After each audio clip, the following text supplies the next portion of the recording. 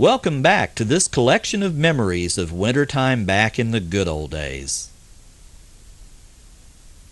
Does it ever seem to you that there is just too much noise in the world today? It seems that way to me. In these modern days, it seems that we just don't know what to do without some kind of noise going on most of the time. Towns are filled with cars and trucks all bent on creating more of a hubbub and raucous rattle than any of us like to hear. Our homes are invaded, albeit at our invitation, with the constant din of the television. The normal office is filled with the clatter of typewriters, the hum of computers, and the mechanical music of machinery. Is it any wonder that it seems impossible to keep your thoughts straight anymore? I was thinking the other day about what it's like to have true quiet. I thought back to my early years on the farm. Was there a time when I could remember pure quietness? It wasn't to be found in our home's nighttime. Daddy was a snorer, and Janice would tell you I inherited that from him. His rhythmic exhalation was usually a part of our nights. The ticking of the old wind-up clock added its voice to the night sounds. I wonder at times if, like a baby puppy, I would have been able to fall asleep as easily without the comforting sounds of Daddy's snore and that clock counting down the seconds to morning.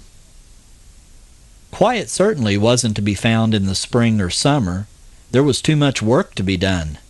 The days were filled with garden tilling, field planting, cow milking, and, best of all, creek swimming and river fishing. The nights found us listening to the serenade of crickets, katydids, and other minstrels of the insect world. And quiet wasn't to be found in the fall. That was the time of school's beginning, with the search for new clothes and shoes and the excitement of new classmates and teachers. Every afternoon was a rush home to Mama or Grandma with the tale of some lesson learned, some poem memorized, some new friend made. There was no quiet then for anyone. So when was there a moment of perfect, peaceful quietness? Janice and I thought about it for some time. Then it came to me. It was a still, moon-filled January night. The excitement of Christmas had faded. The land was covered with an insulating blanket of snow. I was walking from Grandma's home to ours when I stopped to listen to the quiet. There wasn't even the whisper of a breeze. There wasn't the smallest snap of a twig. Even my own youthful thoughts seized long enough to marvel at the immensity of the quiet. I hope there's a big snow this month, one to renew my memory of that night of long ago. I want to hear again that moment of quiet, a simple moment in a snowy field, in a winter from the good old days.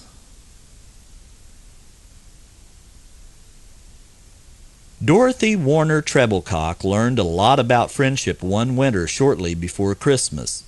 Her biggest lesson? Keeping a good friend is always more important than winning some silly contest. Here is Dorothy's memory of that cinnamon Christmas. It happened long ago. But at Christmas, I always remember when Vinny and I were in the 4th grade. The years seemed to melt away like a snowflake in your hand, or darkness when the first stars poke through the night. Vinny remembers, too. Even though we are grown up, we still call it our cinnamon Christmas. Vinny's real name was Victoria Joan Hensley. She was my very best friend. Our main interests in life were Nancy Drew mystery books, boys, and riding our bicycles at top speed while attempting to sing like Deanna Durbin, our movie idol. Vinny was beautiful. She had long, blonde, perfectly turned curls, and she always wore a hair ribbon to match her dress. I was a plain Jane, just like my mama, with straight bangs, knobby knees, and a deep-down feeling that I'd never be any different. But whatever the contrast in us, Vinny and I were together constantly. Our mothers used to call us the Gold Dust Twins, even though I always felt that Vinny was getting the short end of the bargain. Our teacher was a delightful young woman whose name was Caroline Barry. Even with the perspective of years, I think she was unusual and ahead of her time in teaching concepts. It was the era of teaching reading and writing and arithmetic, the basics. But in Miss Barry's class, there was much more. She apparently believed that real experience outside our textbooks was important, and so we made puppets and acted in plays. We learned a great many songs, and we even heard about China firsthand from Mr. Lee, who had a laundry in our town. One morning, not long before Christmas, Miss Barry brought a large box into our classroom. In it, shivering over in one corner with long ears and big, scared-looking eyes, was a brownish-colored rabbit. It came from my brother's farm, she told us. I thought you might like to get acquainted with him.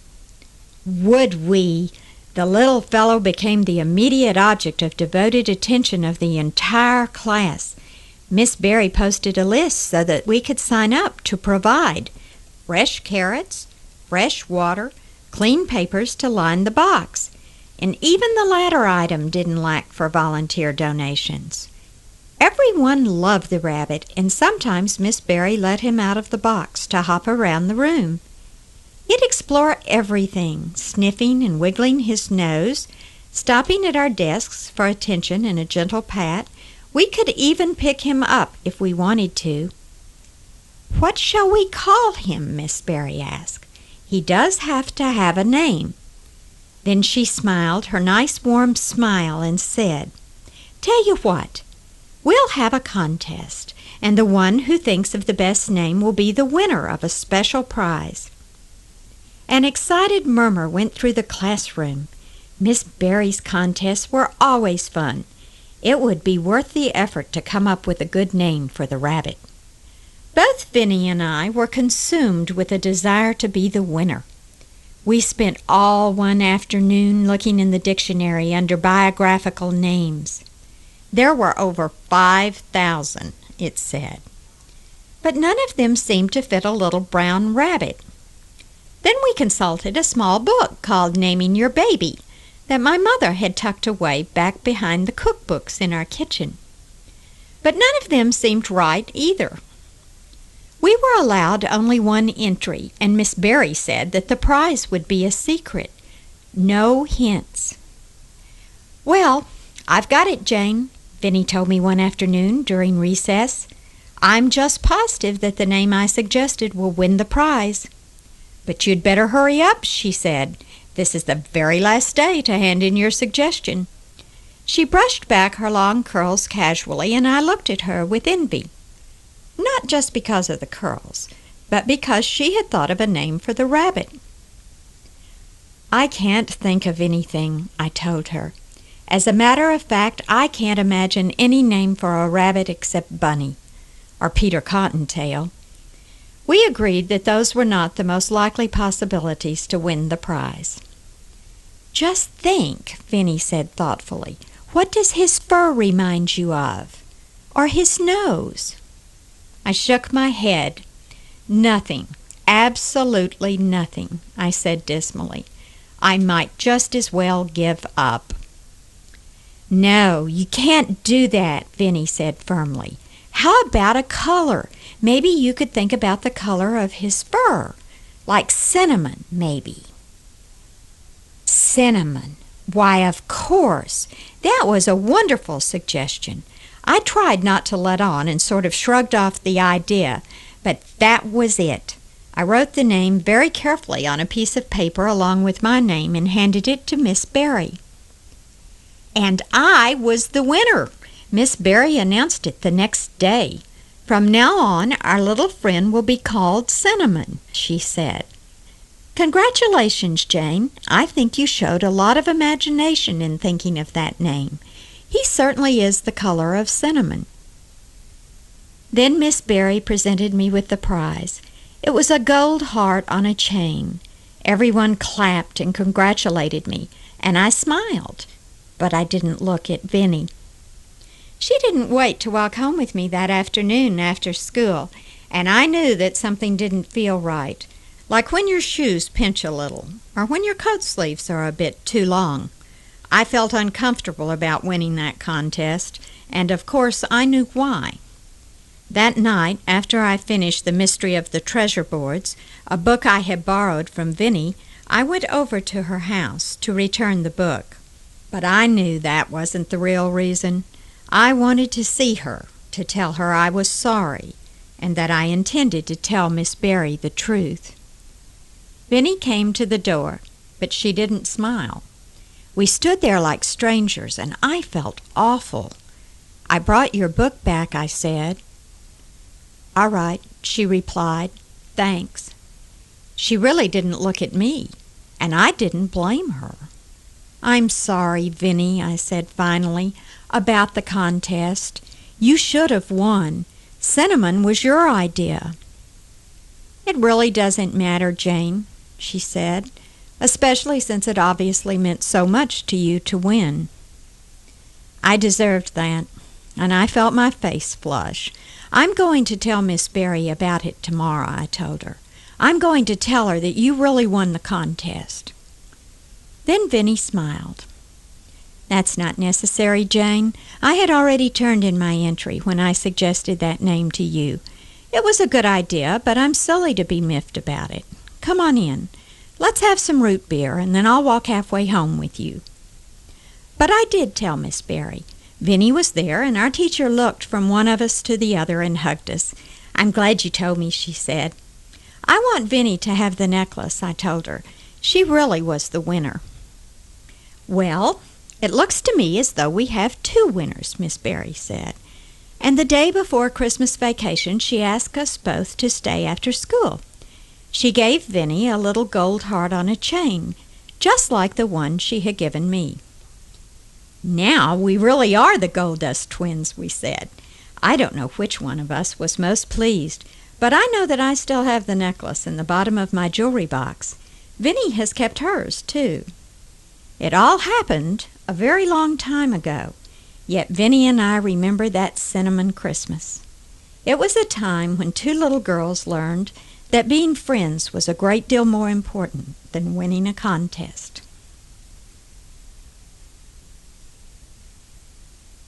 Everyone loves Christmas with its message of hope.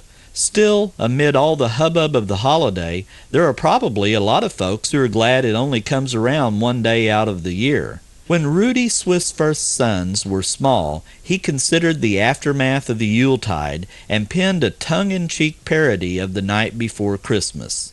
Here is Rudy's light look at the day after Christmas. "'Twas the day after Christmas, when all through the house not a creature was stirring but me and my spouse. The children were nestled all snug in their beds, together with kitty cars, engines, and sleds. And Mama was yawning, and so was I, too, as mamas and papas are likely to do, who lately have finished a strenuous day and joined in their families' innocent play. So I figured it closely and thought that perhaps I still might have time for a couple of naps, when from the alarm clock there arose such a clatter, I knew in a moment what must be the matter. It must be, I knew, about 7:28, and I better get up or else I'd be late. The sun on the bathroom linoleum floor showed a number of things that were not there before, including a rabbit with only one eye, a red rubber doll, and the second son's tie, some sections of track and parts of a train, and a rather decrepit mechanical crane. In the bathtub was water, a cast-iron truck, 3 apples, a boat, and a celluloid duck. So I washed myself partly, and put on the socks that Santa Claus left me, 6 pairs in a box.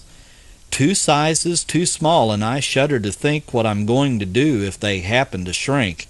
And a new shirt from Santa, 2 for my sins, all fastened together with 64 pins.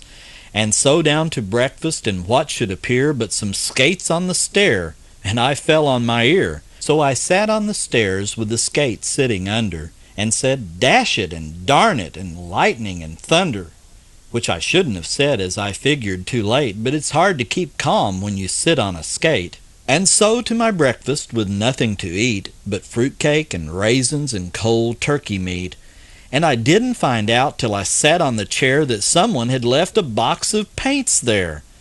Now the house seemed quite cold, and there wasn't much doubt that somehow or other the furnace was out. So I ran for the train, having missed the first two, which is something I frequently manage to do, as I stopped for the mail, expecting the worst, though the bills won't be there till January 1st.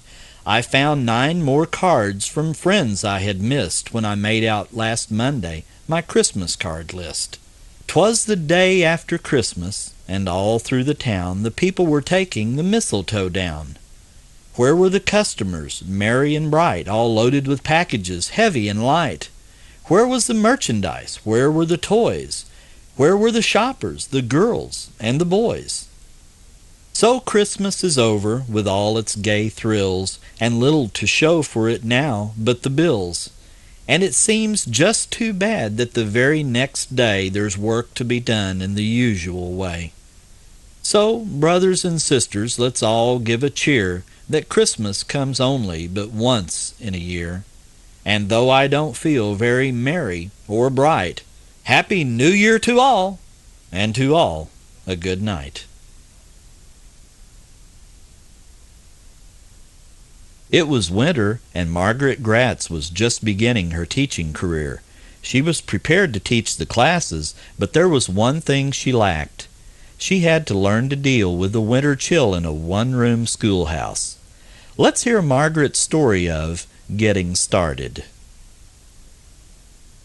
I was lucky to get a teaching position in a one-room rural school back in 1936. We were deep in the Depression. Jobs were scarce and teachers were plentiful. I had graduated from the one-year course of a county normal school in late May, one in a class of 32 hopeful young people. Because of the kindness of several persons, I was fortunate to receive a contract and begin my teaching career in January 1937. A younger brother who had a car hauled me all over the county that summer and fall. I had sent applications and resumes and had personal interviews with school board members from 35 country schools with no success. Someone with more experience was usually chosen instead, but I persisted and applied whenever I learned of a vacancy. Those were often due to a teacher getting married. Back then, it was a widely held policy that married women were not permitted to teach. An experienced teacher gave me the opportunity to substitute for her for 2 weeks just before Christmas when she had to have an operation. She was a friend of my father's and knew how desperately I had been looking for a job. Finally, I could say I had a little experience, even if it was just 2 weeks' worth. We had given a Christmas program, which was such an important event in the country schools back then. It was sort of a recommendation of my ability to teach, so I was hired. I soon found that there were many things we hadn't been taught at normal school, like how to start a fire and keep it going in the stove or furnace that heated the building. My first school had a furnace, and I knew nothing about it. On the Sunday before school started, a helpful board member gave me some valuable instructions about running a furnace. He took me to the basement where he showed me the drafts and dampers. I remember asking him how to tell the difference between green wood and dry wood. He said green wood looks new and the dry wood looks old and used. So it was on a cold, minus 20 degrees January morning that my teaching career began. It was a wonder we didn't freeze to death those first few weeks of that year. To get to the furnace, I had to leave the schoolroom and go through the entryway to an outside stairway to reach the basement. That meant leaving a room full of children each time. When I was busy teaching them, I didn't think about refueling the furnace. We were lucky if the temperature in the schoolroom reached 60 degrees during those first days. After a while, I'd have the children get out of their seats at intervals and march up and down the aisles, rubbing their hands and stomping their feet to get warm. Many times they kept their coats on for half the morning. The couple with whom I boarded were most kind and understanding. They always treated me like a member of their family. On extremely cold days, or when we had lots of snow, he would hitch up the horse and take me to school in his big sleigh. After the first 2 weeks of exceptionally cold weather and my inept fire building, I caught a very bad cold. One of my mentors, Mrs. Bailey, set me down for a talk one morning. "I know you're having a struggle," she said, But first of all, you are not dressed warm enough for these wintry days. She went on to say that they knew I didn't have any money until I got my first paycheck. They offered to loan me the money I needed to buy myself some warm clothes, a heavier coat, woolen snow pants, better boots, and warmer skirts and sweaters. I was so grateful for their generosity. My first weekend at home, I went on a shopping spree, and I came back more than equipped for winter life in the country. Another cold weather problem was providing drinking water for the students. There was no stone jar bubbler like most schools had for drinking water. Previous teachers had forgotten to empty the bubbler at night, so it froze and the stone jar broke. Finally, the school board refused to buy another. As a result, we had only an enamelware tea kettle, heavily coated inside with mineral deposits. It was filled from an outside pump, and the children drank from a common cup. Most of them drank very little at school. I finally persuaded the board to buy one more bubbler by promising to pay for it if it broke because I forgot to empty it, but I never forgot it. So many people, parents, school board members, my boarding family, and my own family, helped me and my students get through those first trying weeks. I stayed on and learned a lot as I taught for 7 years in country schools. When I was married at Christmas time, another woman took my place. By now, World War II was on and teachers were in short supply, so I was replaced by an older, married woman with many years of experience. How times have changed. Margaret Gratz had trouble keeping warm in that airy schoolhouse. Consider what it was like to take a ride in the winter in an air-conditioned auto. You know, that's when the air inside the car is in the same condition as the air outside, freezing. But Helen LeMunyon and her contemporaries knew just what to do. Settle down into that cold back seat with good, heavy lap robes. When I was a young girl in the early 1900s, no pleasure car was considered complete without a lap robe. Usually two, if it were a two-seater, a large one for the back seat and a smaller one for the extra passenger in the front seat. Cars in those days were not equipped with heaters and air conditioning, and these modern conveniences would have accomplished little. We had air conditioning all right. Passengers rode exposed to the elements with only the protection of some type of fabric top in most cases. And that often creaked and swayed so much in the wind that it was considered safer to fold it down while en route. For protection in cold weather and when a sudden shower came up, we had side curtains. These were usually constructed from something like plastic, but it wasn't plastic. I think it was called isinglass, and the clear material extended only far enough to make peepholes in each side. The balance of the curtains were made of a kind of black oilcloth. Since there were no storage trunks in those early days, side curtains were usually kept under the cushion of the back seat. When a sudden shower came up, the car would have to be stopped while the car top would have to be raised and the side curtains hauled out and buttoned in place. Think what a scramble that would cause, and in many cases the storm would be over by the time everything was set to resume the journey. In that case, they'd usually be unbuttoned and stored under the back seat cushion again, for they hampered the vision of the driver and made it unsafe to use them except in case of emergency. Under these conditions, it's small wonder lap robes were used both in winter and summer. Winter lap robes could be anything from a bed blanket or quilt to a real fur robe for those rich enough to afford it. I remember my family used a heavy bed comforter for the back seat. It was large enough to cover the laps as well as the legs and feet of everyone in the back seat at the same time. It was left neatly folded in the car at all times, and when we were about to take a spin, everyone must get in the car so the robe could be tucked in around everyone at once. If the journey was to be a long one or the weather was extra cold, heated bricks or stones were wrapped in rags and placed at the passenger's feet under the robe. Small children sometimes presented a problem, as they did not like being obliged to sit still to keep the robe in place. Those too active were sometimes made to sit on a box or low stool on the floor where they could use the bottom end of the robe as their cover. As a special treat, they might be allowed to sit up front beside Dad or Big Brother who was doing the driving. In that case, they would have their own smaller robe. I remember Mom's paisley shawl was often pressed into service as the front seat robe in our first car. It would not be left in the car, though. Instead, it would be brought into the house to serve as a living room couch cover during the week, and as a light wrap on Saturdays when Mom hitched up old Dobbin and drove to the nearest village to trade her butter and eggs for the store goods the family could not raise on the farm. That paisley shawl was a beautiful hand-woven affair, and I'd love to have it as an heirloom. It was used for so many things it was worn to shreds. I don't know when robe rails came into existence, nor remember if they were in the car when purchased new, or if they had to be purchased by the owner and installed later. I do know we had a couple of cars boasting robe rails, which were a length of rod attached to the back of the front seat. The lap robes could be thrown over the robe rail when not in use, thus freeing the back seat to hold picnic baskets, groceries, suitcases, and the 1,001 items that had to be placed there for transportation before trunks became a part of new cars' equipment. Lap robes were used both summer and winter back in those days, and no wonder. The clouds of dust raised by auto traffic on unpaved streets or roads made some attempt at protection a necessity.